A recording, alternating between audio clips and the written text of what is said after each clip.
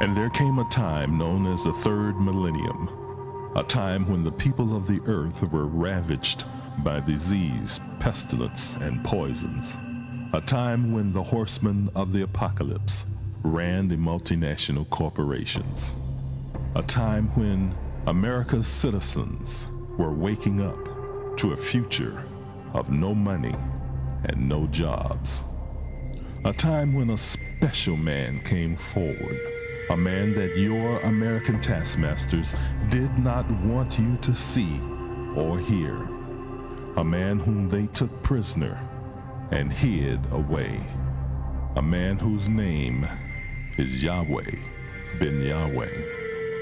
For telling people the truth, Yahweh ben Yahweh was taken prisoner by the minions of darkness. For giving people hope, Yahweh ben Yahweh was led away to Golgotha. This is the continuing story of the past and of the future, about good and about evil, about your life and what it will become. A story that tells why the so-called black man of America had to suffer for over 400 years. A story of what will happen to the so-called black man if he returns to the laws, statutes, judgments, and commandments of God Yud-Heh-Wav-Heh. Olam shall Yud-Heh-Wav-Heh. The universe of Yud-Heh-Wav-Heh. Brought to you by the nation of Yud-Heh-Wav-Heh. Working for you and your future.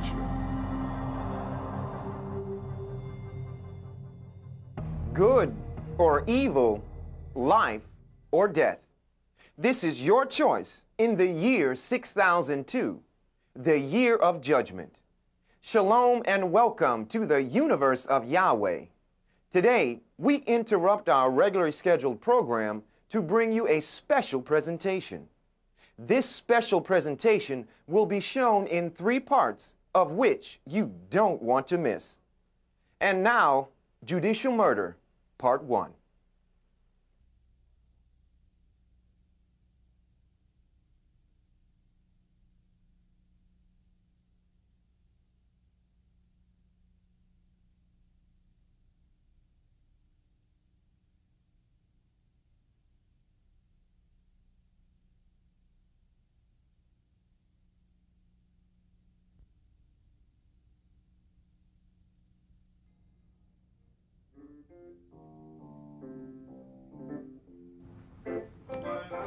I am the mother of Yahweh ben Yahweh. I love you, Junior. You were my first, and I love you. Yahweh ben Yahweh. I'm expecting great things to happen in 93. I'm expecting Ben Yahweh to be free. There's no doubt in my mind. Never guilty. Yud-Heh-Wav-Heh, Beth Nun Sophie, Yud-Heh-Wav-Heh, Yahweh ben Yahweh, is the spiritual leader of the nation of Yud-Heh-Wav-Heh, Yahweh.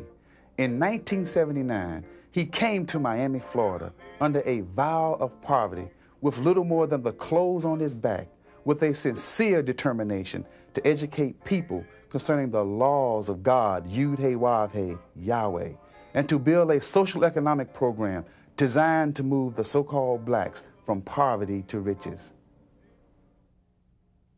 But I have seen what he has done. I'm from Miami, Florida. Prior to the arrival of Brother Yahweh ben Yahweh in Miami, every year, literally every year in Miami, Florida, there were riots. Black people were taken to the streets. They were frustrated, and they were taking out their frustrations in riots. I've seen buildings burned. I've seen looting. I've seen lives taken, people killed by police and people killed by one another. Utter chaos. And then along comes Yahweh ben Yahweh. And these same brothers and sisters who were on the street, frustrated, out of work, just frustrated with life itself. This brother came along, and I've seen him working in the streets, urging brothers to come in. First of all, recognize God, and recognize God can help you.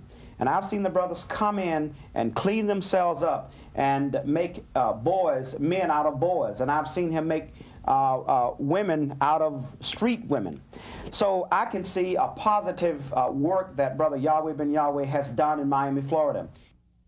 I have seen him take a person with feet of clay, his whole body being clay, and I have seen this man work a miracle. He makes that person into a real person with pride, who stands up and looks you in the eye and can recite from Shakespeare, from the Bible, from scientific publications. This man is an educator. I have found by following the principles of Yahweh had caused me to be a wise woman instead of a fool. And I am forever grateful because he have taught me the laws of Yahweh. And so, in addition to being moral and in addition to being principled, the Yahwehs have shown blacks in South Florida that through working together and coming together in a common bond, that we can, as a race, move forward.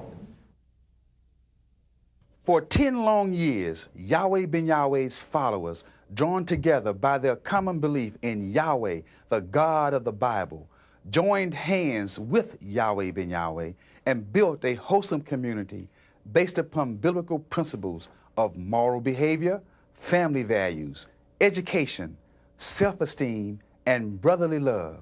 He came to Miami, Florida, a city known for its community unrest and social division, and in spite of it all, Yahweh Ben Yahweh and his followers emerged united together, pooled their resources, and developed an economic empire worth millions. Nationwide, through the spiritual leadership of Yahweh Ben Yahweh, the nation of Yahweh prospered. The businesses included a manufacturing plant, convention center, hotels and motels, bus lines, supermarkets, a publishing company, apartment buildings, and a national school system to rescue the children. Yahweh University. Yes, ma'am. Please recite number of place values. Number of place values. 1, 10, 100, 1,000, 10,000, 100,000, million, billion, trillion, quadrillion, quintillion, sextillion, septillion, octillion, 9 million, decillion, undecillion, deodecillion, tridecillion, quadrodecillion, quindecillion, sextillion, septildecillion, octodecillion, novemdecillion, bigentillion. There are 66 units of Cyprus and a bigentillion. There are 22 sets of threes and a bigentillion. There are 23 units of Cyprus that follow a bigentillion. There are 21 sets of threes that follow a bigentillion. In 1990, the federal government indicted the Nation of Yahweh, a bona fide religion, and its spiritual leader, Yahweh Ben Yahweh, under the RICO Act. There were 2 charges, technically. Well, actually 3. There was a racketeering charge of what we call a substantive charge of racketeering, and then conspiracy to racketeer, and then there was a 3rd charge, which was only charged against Yahweh Ben Yahweh and I believe Judith, essentially extortion. So this, although there were murders involved, this was not really a murder case. What the federal prosecutors had done is had put together a bunch of murder cases and called it a racketeering case. Now, racketeering is a very complicated thing. Quite frankly, most judges don't understand it. Few lawyers understand it. The arrest of Yahweh Ben Yahweh and some of the members of the Nation of Yahweh was the result of a federal indictment handed down by the United States Southern District Grand Jury, alleging 19 acts of conspiracy to commit RICO, including 15 acts of murder, 2 attempted murders, 1 arson, and 1 extortion. If you can't prove a specific crime against somebody, the best thing to do is to charge them with 50 crimes, get a bunch of people to get up there and say bad things about them, and put the jury in a position of either letting this person who you said is a bad person go free or charging them a little bit. It's sad but true. The general technique of any conspiracy or RICO case is to create innuendo and a suggestion of an agreement. A lot of people don't understand what RICO is. And that's why when we had to talk to the jury and explain to them what is RICO, I believe they had a hard time understanding it. Well, heck, I have a hard time understanding it. And I took the position during the trial that it's wrong to indict the nation of Yahweh in a racketeering enterprise. And let me once again preface this. I don't want people to have the impression that I'm an apologist for the religion or that I'm in favor of it or against it. I'm just a lawyer. I'm not a theologian. I have my own personal religious beliefs. I have my own personal background. I just think it's a problem if you indict a bona fide religion. Racketeering Act, which RICO stands for, Racketeering and Organized Crime, was a law passed in the early 1980s, targeted at traditional organized crime, the so-called mafia or Cosa Nostra. Because of the First Amendment issues that surround and protect religion and religious preachings, the idea of indicting a religion as the criminal enterprise was quite frankly shocking. And they actually indicted and charged that the nation of Yahweh itself was the racketeering entity or enterprise.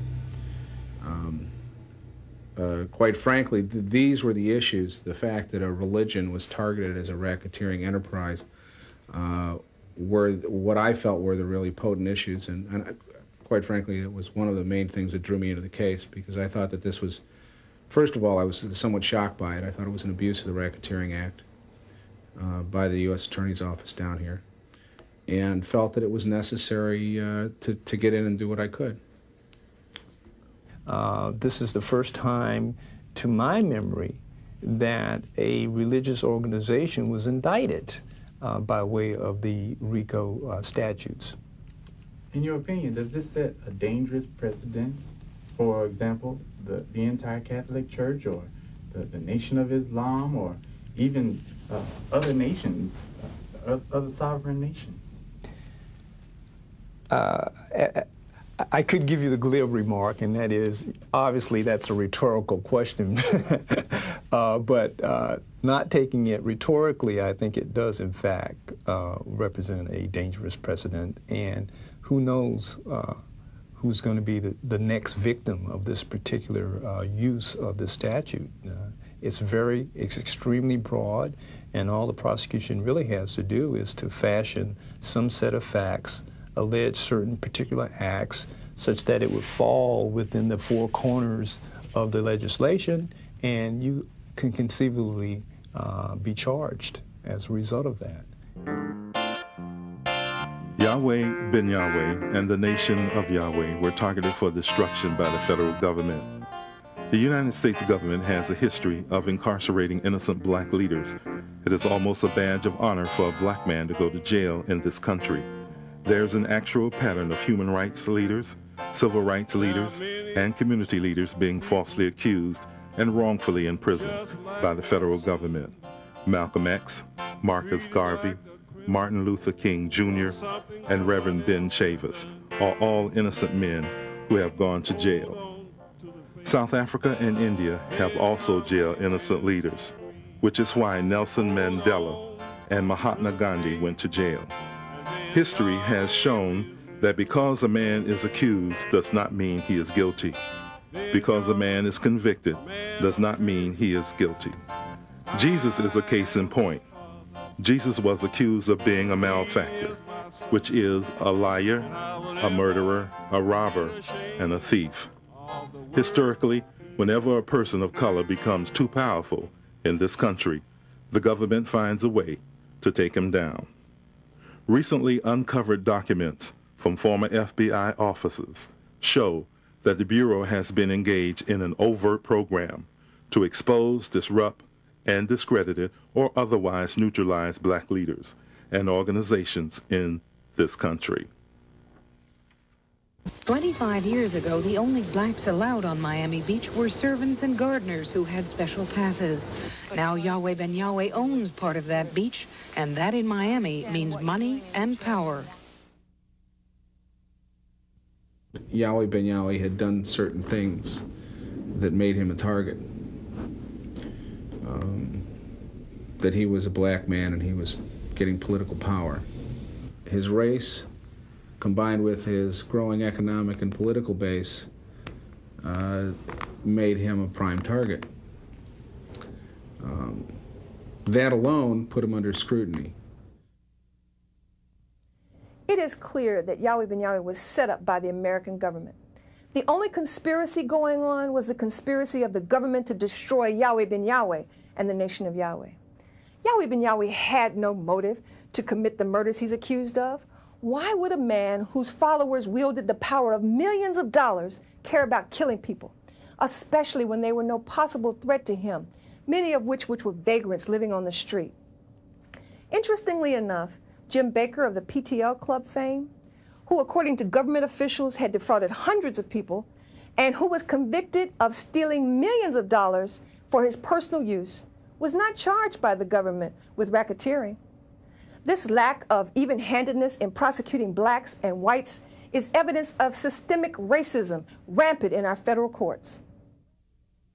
Well, Herb Cousins, the FBI case agent, had Yahweh Ben Yahweh's temples under scrutiny for, I believe, since about 1982 or 1983, according to his testimony at trial. That it was Herb Cousins' job for the last 10 years to get Yahweh Ben Yahweh. But it was very clear from the beginning that the aim of the prosecution, or one of its aims, was to put Yahweh Ben Yahweh in jail, to put these other folks in jail kind of incidentally, and just to make things look fair. And equally as important was to stop the financial life of the organization, because by crippling it financially, you can then cripple anyone. And that, I think, was the reality of the situation, to put the nation of the Hebrew Israelites out of business. On November 7th, 1990, the federal government orchestrated a surprise raid on the nation of Yahweh. The raid encompassed 5 states, during which time everyone from senior citizens to preschool children found themselves at gunpoint. Both males and females were handcuffed, strip-searched, and forced to lay in the streets. There was no resistance. No weapons were found. No drugs were found. In fact, there was nothing illegal found at all. Yahweh Ben Yahweh and 16 of his followers were arrested and held without bond pending trial. And quite frankly, if you believe the presumption of innocence, and that is that a person is innocent until proven guilty, then what occurs now is you have people who are being jailed, who are presumed innocent, and yet are being held in prison awaiting trial. You still have the right to bail, provided that you're not within a certain class of people.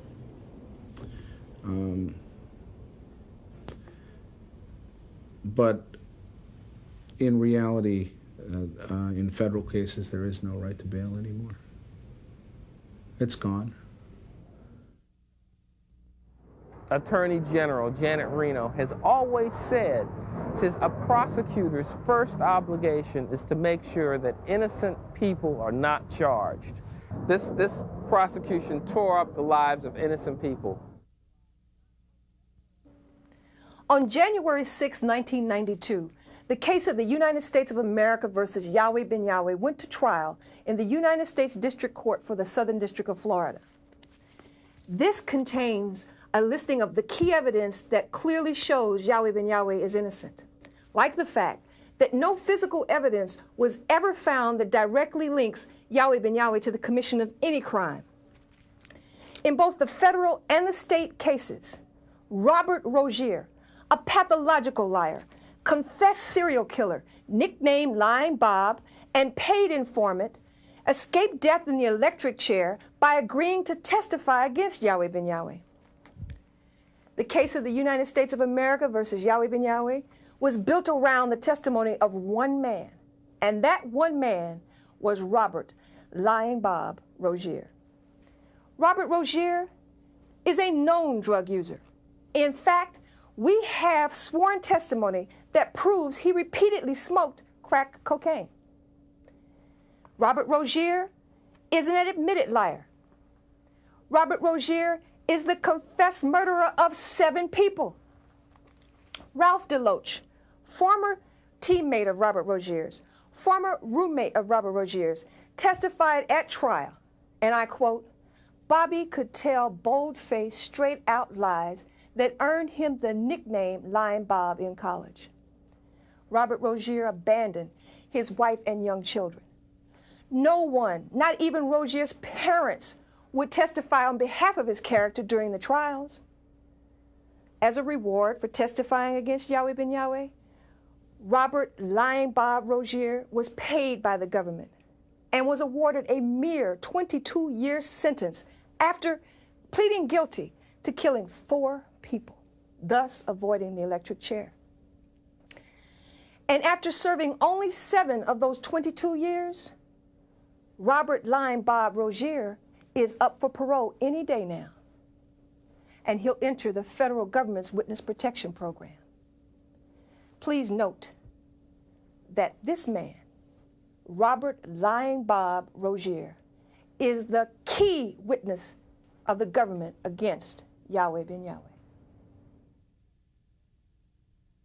Robert Rosier, who admitted under oath, and I believed every word of this, that he stabbed someone who came up to him and touched him as he was urinating in the bushes one day 22 times with a knife for touching him on the back while he was urinating, for tapping him on the shoulder while he was taking a leak in the bushes. Stabbed the man 22 times, who testified under oath that he followed 2 homosexuals into their apartment in Coconut Grove and actually pinned one of them to the wall with his knife as he was murdering both of them, who testified time after killing people with his own hands and without any degree of remorse. Yeah, he'll be out next year. And and then he's going to get a free ride. And all because he was able to put Yahweh ben Yahweh in prison. What are the consequences for Robert Rosier? A year per murder. A year per murder. Federal Witness Protection Program. He's going to be relocated, re-identified, and living as somebody's next-door neighbor. Robert Rosier. Because he's under the Witness Protection Program, he will be supported by the federal government until he's relocated in somewhere back into civilian society under a fictitious name.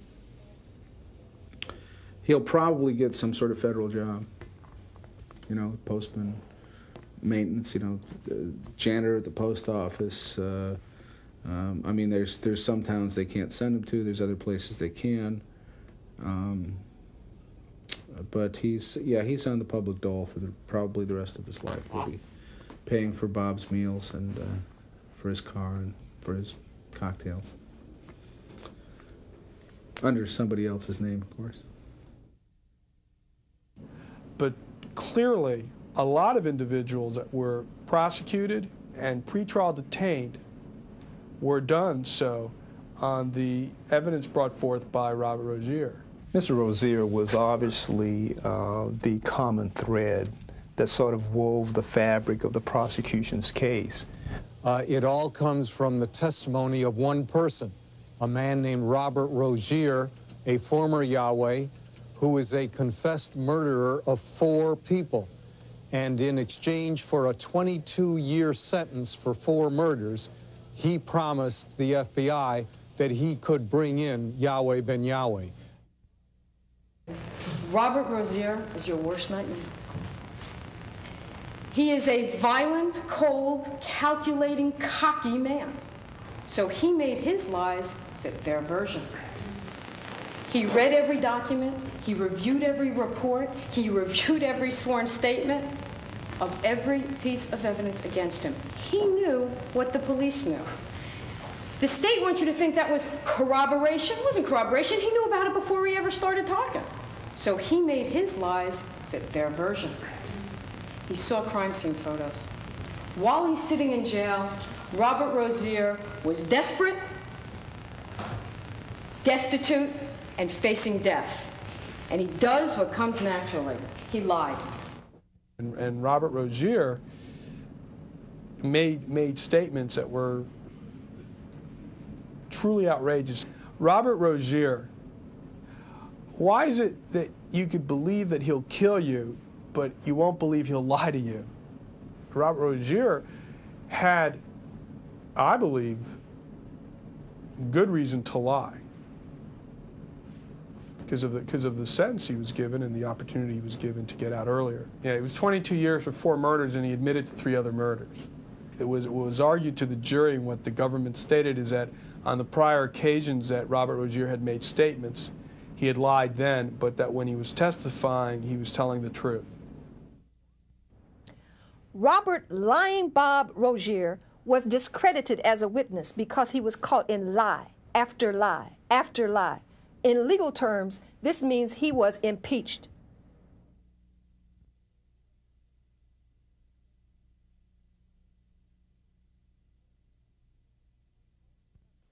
We hope you have enjoyed part 1 of Judicial Murder, and we look forward to you joining us next week for part 2. And now, we'd like to invite all of you to pray with us as we turn to the east with outstretched hands and say a prayer to our Heavenly Father, Yahweh, the Lord's Prayer in Hebrew. Come, let us pray. Tefillah, Ave Nu Shabashamayim, Yikar Deshemeaka, Tavo Malkuteaka, Yase Razonka, Ki Vashamayim Kain Baaretz, Et Lekum Kukenu, Tain La Nu Hayom, Uslak La Nu, All Kati Enu, Ki Moshe Sol Kim, Gamanaknu, La Koteom La Nu, Veal Tefienu, Lade Nisayom, Kim Kal Senu, Min Hara, Kilaka, Hamumlaha, Veha Givera, Veha Tiferet, Leolame, Olamin Sila. We thank thee, O Yahweh, O living and eternal King, who has so mercifully restored our souls within us. Selah. Praise Yahweh, and always remember that the Father, Yahweh, and His Son, Yahweh ben Yahweh, love you, and your host loves you too. Shalom Aleichem. To order the transcript or DVD to the Judicial Murders series, call 1-800-967-PEACE. That's 1-800-967-7337 and ask about our special discount. You can now access the divine mind of Yahweh ben Yahweh on the internet at the address on the screen.